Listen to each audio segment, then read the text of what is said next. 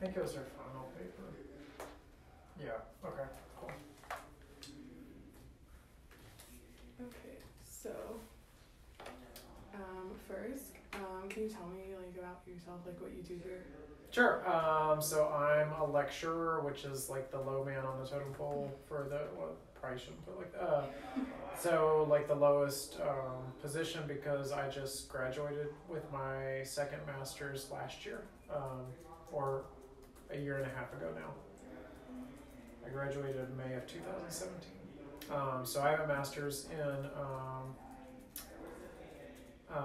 creative writing and one in rhetoric and composition. And so I teach freshmen writing both 1310 and 1320. Cool. So, I guess, were you able to find the prompt? Mm-hmm. What was the prompt? So the prompt is that I ask students to make a connection between, this is a final paper, so it's the final paper for 1320. I ask students to make a connection between a pop culture item, like a TV show, movie, book, comic, video game, actor, musician, album, whatever they want to write about, and society at large. And so if I remember correctly, we read an article about how horror movies often reflect what society is scared of. Okay. And so, like, the most popular horror movie recently is Get Out, and we had, at the same time that Get Out came out, we had a lot of conversations about race going on as a society. And so just thinking about the ways in which our entertainment reflects in pop culture. So, were you familiar with fan fiction as a genre? Like, how familiar, had you never heard of it? No, I had read a small amount, but definitely was not familiar with, like, I knew the community existed because there's communities for everything on the internet, but I wasn't familiar with the community. I knew it was out there. I knew there were a lot of people really into it. I knew that there were some very popular works that had grown out of the fan fiction community, but I didn't really know any of the details. So, I don't know how specific she got in her paper, but, like, does it talk about her own success, or is it I think this just was the critical side of it? I knew she participated in it, and I don't remember exactly, but I either in her paper or in conversations we talked about ways in which she felt like she had benefited personally from being involved in the community. I did not know that she was I didn't know how much she had written or anything like that. And, like, one of her stories has, like, 7 million reads. Okay, I didn't know that. Yeah. Like, I didn't know any of it, and so I looked at her website when you emailed me, Mm-hmm. and I looked it up, and her website was a little bit confusing to me because all of them said genre fan fiction, but it didn't tell me, like, what it was based on. Mm-hmm. And I wasn't sure how to pull them up, and so I might ask you for links later after this. Yeah, I have a lot of them. for me to understand a little bit better, because I mean, her website, it has all the books listed, but I didn't know, like, what worlds they were based in or anything like that. So, I know it was a while ago, but she was talking about the stigma of fan fiction, right? Was there anything that, like, you learned from that because you weren't that familiar with, that, like, she talked about that was, like, something surprising or new to you? Or Not really. I mean, I've got friends and who are into it. I don't remember anything really new from it.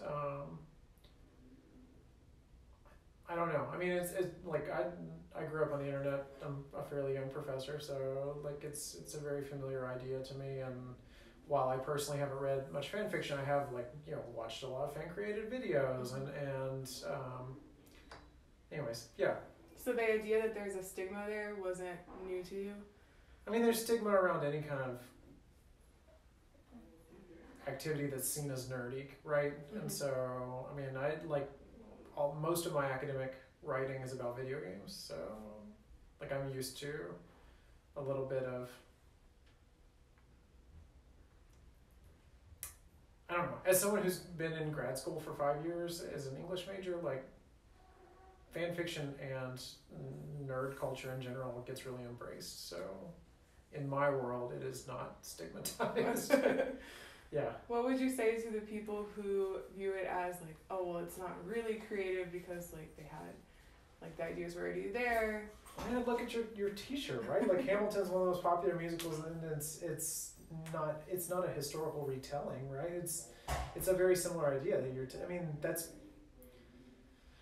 fan fiction more or less has been around for centuries. Like Shakespeare's fan fiction of historical events that, like Shakespeare's understanding of historical events is very removed from what actually happened historically, and then he writes his own version of these historical events. I mean, that's basically the same concept as fan fiction.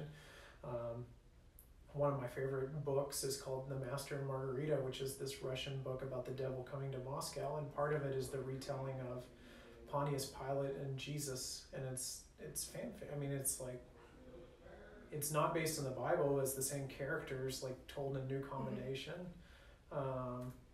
And so people who feel like it's stigmatized, I think the stigma is because of where the community exists. It's not because of the work that's being created. Because fan fiction, like, I mean, it's in all echelons of literature and pop culture. Yeah. So what are your opinions about just like how like writing is like shifting with the internet and the technology, and that like successful authors do come from just writing online as opposed to like finishing a work and then publishing it, like she publishes like as she finishes it. What is your opinion on that as like in terms of writing as a whole? Like, is it a positive change for you? I think it's definitely positive that all the power doesn't rest in middle-aged white people in New York. But it's also a negative in that as a reader, there is so much more for me. Like there's so much, if I want to go out and find like cutting edge literature, it's much more difficult because you don't know like what are the one sources. So you have to spend so much work finding the sources that you then trust. And so I think overall definitely positive, but there are some drawbacks, especially for the readers, because it's more difficult to figure out where to go for literature. I mean, we're experiencing the same thing like with non-fan fiction writing. If you're a new writer, there are 4 million websites on the internet to publish, like in general. And so you have to make a decision, like, are these websites that maybe 10 people will read, maybe 200 people will read? There's no way for you to really know that. Like, are those worth sending off a draft of your story to? And that makes it's a lot of difficult decisions, but I think removing some of the gatekeeping is definitely a positive overall. Because she, when I talked to her, she actually is not even like her major is PR right now, so it's kind of interesting that she has like 2 jobs and like 2 careers. Right, and I mean, I think that's how most writers are. It's just those. In her case, I'm guessing the PR helps her market her own work a lot. Whereas there are very few people who are making a full-time living just writing. We have award-winning writers here who are still professors here. Maybe that's not their ideal choice, but they have to because that's how you get health insurance. Yeah. So yeah, I don't know. Did that kind of answer your question? No, yeah, it did. Okay. So was there anything about her as a student or her paper or like the topic as a whole that like you wanted to like maybe comment on? I didn't ask you a question, but you thought it like you have an opinion on. I purposely choose topics that are rooted in pop culture and entertainment because those are topics that students really connect with, but also it just makes it more fun to read because they care about it.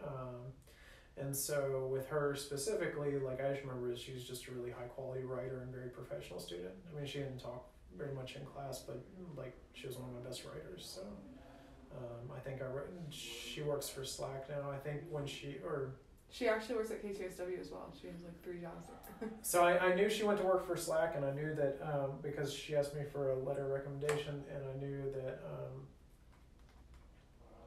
she does some private tutoring because she emailed me about that too. I think when she was in the class, I recommended that she go work for the Writing Center, but that's just because I was familiar with the Writing Center. Like I'm just not familiar with other groups on campus, but just because of the quality of her writing. Okay. Great, thank you. No problem. Would it be okay if I took a picture of you to accompany? I suppose. I'm going to take off my jacket in this refrigerated office. Yeah, the offices down here are. It's very annoying Sad. because the classroom I teach in is like a sauna, like it's just steamy, and then this office is like a There's no refrigerator. windows and it's very sad. Yeah. Okay. So, Give me a second. It's white wall or anything. yeah, that's good. Okay. Let me just take a couple. Okay. Did you want to see them or No. okay. Thank you so much. And for the last minute,